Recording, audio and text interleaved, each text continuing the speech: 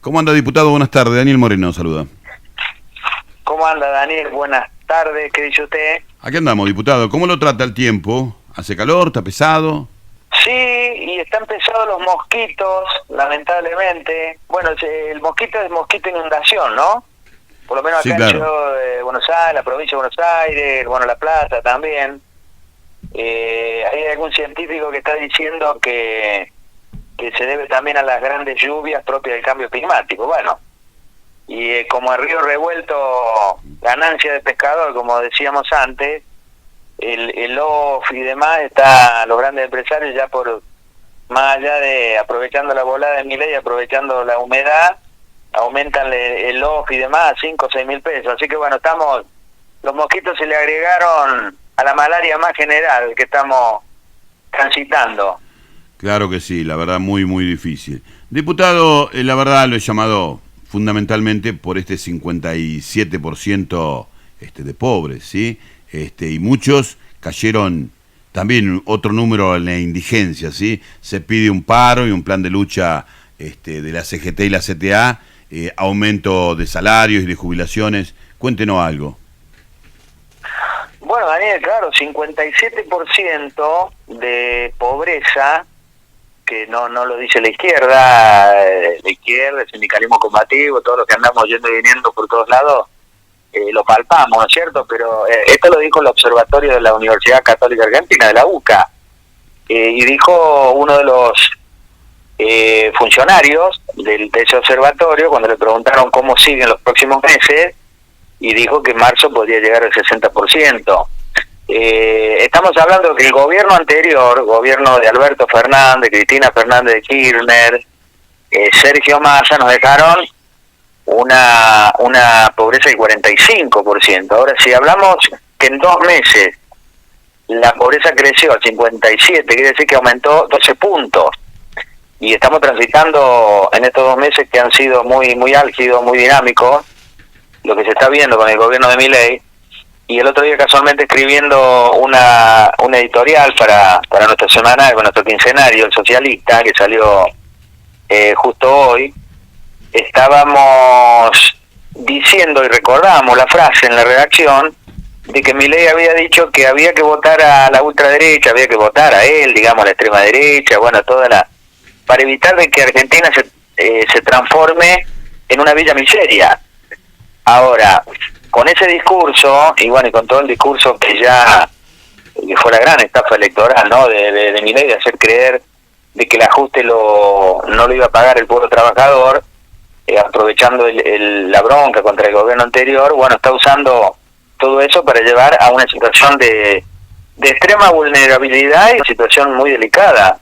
Vuelvo a repetir, y muy acertada su pregunta, Daniel, 57-60% de pobreza, y tenemos que recordar que Argentina es un país rico, un país que tiene todo, tiene alimentos, tiene energía, tiene de todo, ¿no? Lo que siempre decimos. Ahora, ¿cómo puede ser? Lo más alarmante de todo esto es que los índices llegaron a una situación tan extrema en solo 2 meses de gobierno. Ahora, eso tiene una explicación porque en los 2 meses de gobierno de Milei no ha parado de atacar al pueblo trabajador, a las y los trabajadores, a la clase obrera, a la clase que produce, y a los sectores medios también, que abarca, por supuesto, porque el ajuste no es solamente contra los trabajadores, aunque sean los privilegiados, ¿no es cierto?, por Milei, en relación a la aplicación del ajuste, sino en general. Bueno, se ha llegado al extremo de que no le envían plata para los comedores. Inclusive en el diario de hoy sale de que la ministra de Capital Humano había tenido una crisis, amenazó con renunciar y demás, porque por lo menos creía que las partidas, que ya eran muy miserables desde el punto de vista de las partidas para los comedores y demás, Caputo se las había, digamos, limado, ¿no? Se las había impedido que se las dé. No quiere decir que Petovelo que esté con la gente y demás, sino que fíjense hasta dónde se llegó, ¿no es cierto? Ahora la pobreza, cuando fueron los datos de la inflación del 25% en diciembre y el 20% en enero, cuando se daban los datos de pobreza, cualquiera ya decía, bueno, pero la pobreza con esto aumentó, y con esto aumentó, y bueno, y ahora salió el índice de un organismo, digamos, como el observatorio, ¿no es cierto? Porque lo que hubo, diciembre y enero, es una pulverización directa de los salarios y las jubilaciones, es decir, el gobierno dice que está festejando el déficit cero, el superávit fiscal, ¿no es cierto? A tal punto vino la emisaria del Fondo Monetario Internacional para decir, estamos de acuerdo con el gobierno, estamos de acuerdo con su plan, que ya Milei dijo el plan motosierra y licuadora, ¿no? Y en buena hora que sea gráfico para decir las cosas, porque motosierra, y bueno, ya motosierra contra el pueblo trabajador, y la licuadora se refiere a la licuación, nosotros la referimos a la licuación de los salarios y las jubilaciones.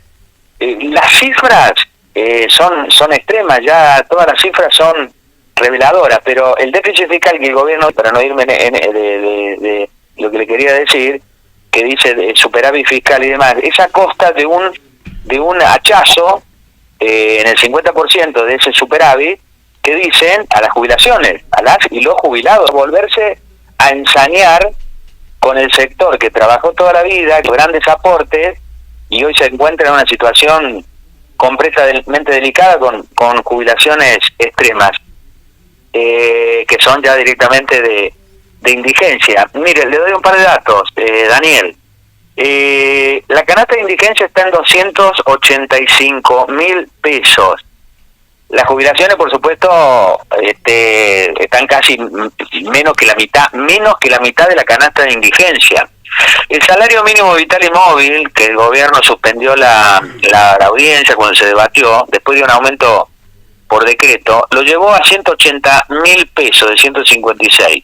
Vuelvo a repetir, la canasta de indigencia está en 285.000 pesos. La canasta de pobreza está en 595.000, y ATINDEC, que son los profesionales de ATINDEC, los estadísticos y los trabajadores, han dicho de que una familia tipo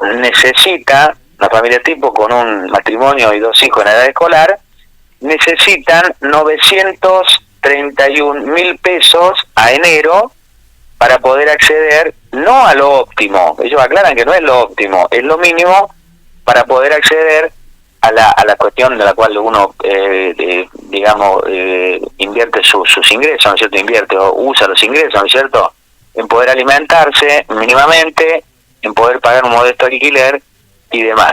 Entonces, bueno, está claro ya, siempre nosotros lo tuvimos claro, de Izquierda Socialista, el Frente de Izquierda Unidad, en la campaña electoral dijimos, es una persona peligrosa, Milei tiene un proyecto de ultraderecha, antiobrero, atacar a los también a represivos, ¿no es cierto? Lo vimos cuando fue la caída de la ley ómnibus, que estuvimos ahí en las marchas en Congreso y demás, todo el despliegue represivo, las balas de goma, casi 300 heridos o agredidos en esos días con Patricia Bullrich, la Gendarmería, la Policía Federal, etcétera, etcétera, ¿no?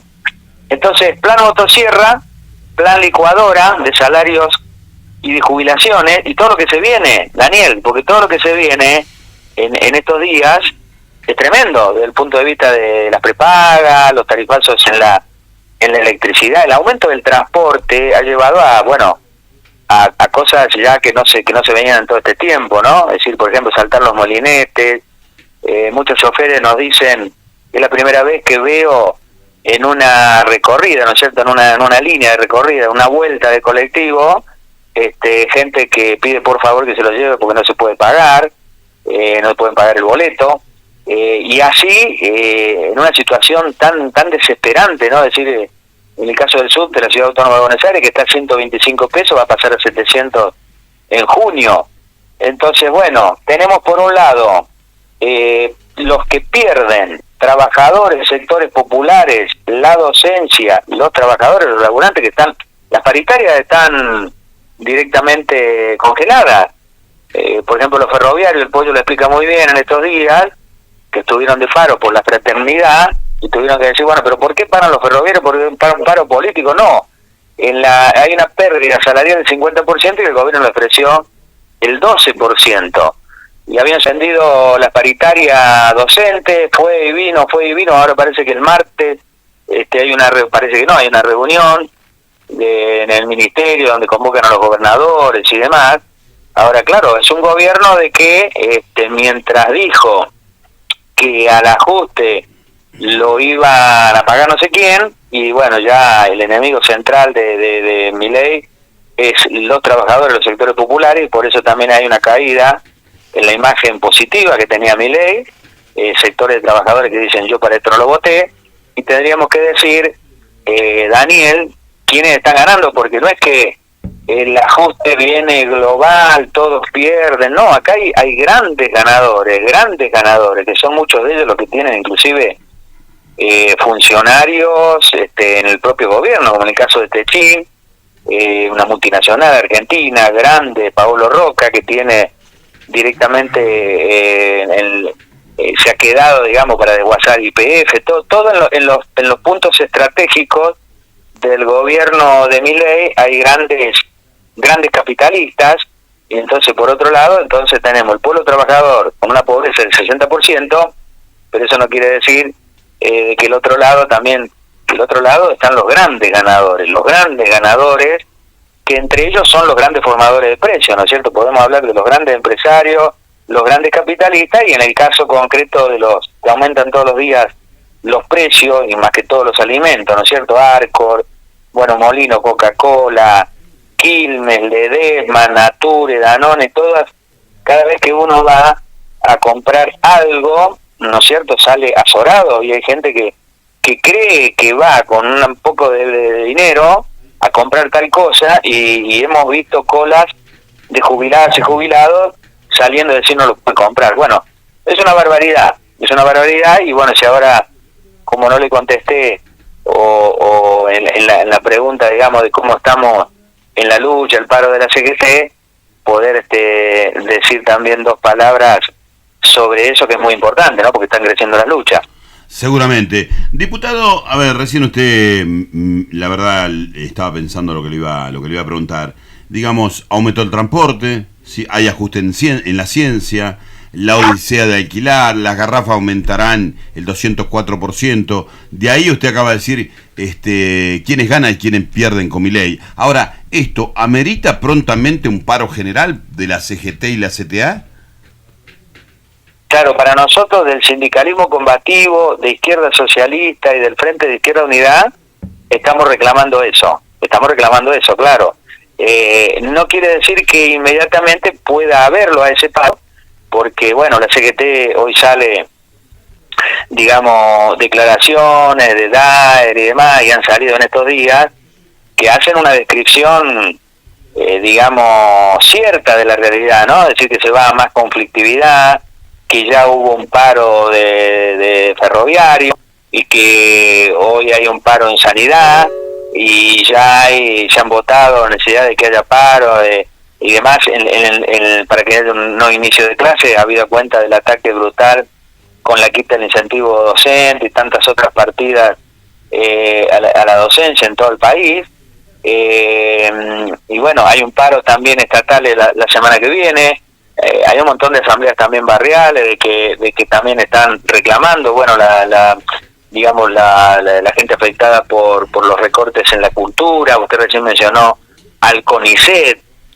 Hoy el gobierno dice que va a cerrar el INADI, y bueno, y así podríamos seguir con tantas cosas, ¿no? Muchas de ellas estaban inscritas, digamos, en la ley ómnibus, en el DNU. Imagínense que si le quisiéramos agregar otro tema delicado como el tema de los alquileres, donde el DNU, la primera ley que derogó la ley de alquileres, quiere decir que ahora todos se están obligados a ir a contratar de manera directa con un dueño, es decir, sin ningún parámetro que pueda proteger a su inquilino. Entonces estamos hablando de un aumento del 300, el 400%, alquileres que se cobran en dólares, y la impunidad de que tiene alguien de negocio inmobiliario que dice, mira, te lo alquilaba 100.000 y ahora le piden 200, le piden 300, le piden 400, y eso está llevando a que mucha gente se tenga que ir a vivir con los padres, los hijos que tengan que volver a vivir con su familia porque se habían relativamente independizado y demás, y tengan eso. Entonces, bueno, en función de todo eso, hace falta un nuevo paro general. Y lo decimos en qué sentido, en la valoración que tenemos que tener de las medidas nacionales cuando se hacen y el fruto que tienen. Por ejemplo, el paro del 24 de enero, que se le logró arrancar a la CGT, ha sido muy importante porque ha mostrado el trasfondo del mal humor ya popular que hay en los sectores de trabajadores y demás, con una movilización extraordinaria, no solo el paro, sino una movilización enorme en las plazas de los dos congresos, que después terminó de ser muy determinante, más allá en el choque con los gobernadores que ha habido y todo lo que no se ponían de acuerdo, digamos, en tal o cual artículo de la ley ómnibus, pero el paro de la CGT fue muy importante para tirar la ley ómnibus. La CGT que no hizo nada ante el gobierno anterior, cuando fue lo del gobierno de Macri, esperaron 1 año y medio después que pasara el ajuste sin tomar ninguna medida. Bueno, ahora estuvieron obligados por distintas cosas, porque es muy brutal el ajuste de Milei, porque muchas de las cajas, digamos, de las obras sociales, también ahora el gobierno intenta, ¿no? Es decir, y el mal humor, y por los salarios miserables, o sea, todas las paritarias que se han firmado han quedado a la baja, y todas las que se están renovando no alcanzan a la inflación real. Entonces, por todos estos motivos, la CGT llamó al paro el 24.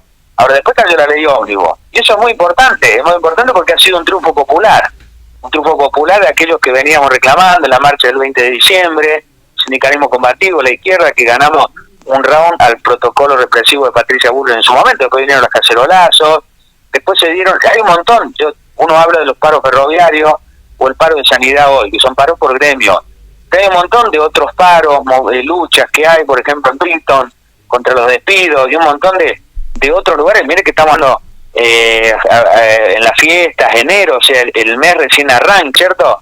Pero ya hay una predisposición a luchar, porque la clase obrera en nuestro país, los trabajadores no se van a dejar sacar fácilmente lo que les queda, ¿no es cierto? Defender el salario, defender las jubilaciones, defender lo mínimo indispensable atacado por Milei, es una consigna del momento. Entonces, la CGT, volvemos a insistir nuevamente, la CGT que no estuvo en las marchas que protagonizamos frente al Congreso, que fueron reprimidas cuando se discutió la ley ómnibus. Bueno, después de la caída de la ley ómnibus, el gobierno redobló la apuesta, porque si uno lo escucha a Milei, no se cansa, digamos, de atacar, y bueno, inclusive a Lali Espósito, ¿no? Sí. Es decir, porque a Lali Espósito, no solo ella, sino a las y los trabajadores de la cultura. Entonces estamos ante un plan motosierra brutal, licuadora brutal contra los trabajadores, los sectores populares, y por eso estamos reclamando, claro, que la CGT tendría que volver a delinear un nuevo paro nacional con movilización, un plan de lucha nacional. Los docentes le están reclamando a Cetera que haga lo mismo en su gremio, y bueno, eso es muy importante porque nosotros lo vemos a esta lucha contra el plan motosierra de Milei como muy importante, y aparte porque también es muy importante pelear por una salida distinta, ¿no? Sí, porque lo que está haciendo Milei es redoblar el mayor ajuste, saqueo, sometimiento y de entrega al Fondo Monetario Internacional. Y bueno, nosotros de la izquierda socialista, el Frente de Izquierda, siempre hemos dicho lo opuesto. Se vuelve a confirmar que con el gobierno anterior, gobierno peronista, el pacto con el FMI nos llevó a un desastre, y el gobierno de Milei está redoblando el mayor ajuste para seguir gobernando de una manera brutal para las ganancias capitalistas, y también para seguir entregando el país al Fondo Monetario Internacional. Y nosotros volvemos a decir que hace falta otro plan económico alternativo. Ahora peleando el paro de la CGT debería ser por un inmediato aumento de salario y jubilaciones para equiparar a la brutal inflación, y nosotros sabemos de que eso tiene que estar ligado a la pelea por otro plan económico, al servicio de los trabajadores, de los sectores populares, haciendo lo opuesto a lo que está haciendo Milei. Y por supuesto no tenemos nada que ver con el gobierno anterior. Siempre hemos dicho que Argentina debe romper con el Fondo Monetario Internacional, dejar de pagar la deuda externa, cobrarle un gran impuestos a los ricos, a los grandes capitalistas, a los bancos, a las multinacionales, volver, bueno, ahora el ferrocarril, el paro del ferroviario volvió a plantear contra la intento de privatización de Milei, los ferroviarios, y nosotros de izquierda socialista, el Frente de Izquierda, decimos que hace falta recuperar el sistema nacional ferroviario, ¿no es cierto?, que sea 100% estatal, que el ferrocarril vuelva a cumplir la función social que cumplió durante tantas décadas, ¿no es cierto? Y bueno, así podríamos seguir con tantas otras ramas de la economía del país, como por ejemplo las privatizadas que están haciendo fortunas y que nosotros decimos que hay que anularla, que hay que restatizarla, nacionalizar el comercio exterior, la banca y el comercio exterior. Ahí está la plata para evitar la fuga de capitales, ahí está la plata para poder impulsar un plan económico, digamos, al servicio de las grandes mayorías. Bueno, todos esos debates están planteados, Daniel, pero la coyuntura, el momento tan difícil que está sufriendo el pueblo trabajador, obliga a que hay que redoblar la exigencia a la CGT para que haya un nuevo paro y un plan de lucha nacional.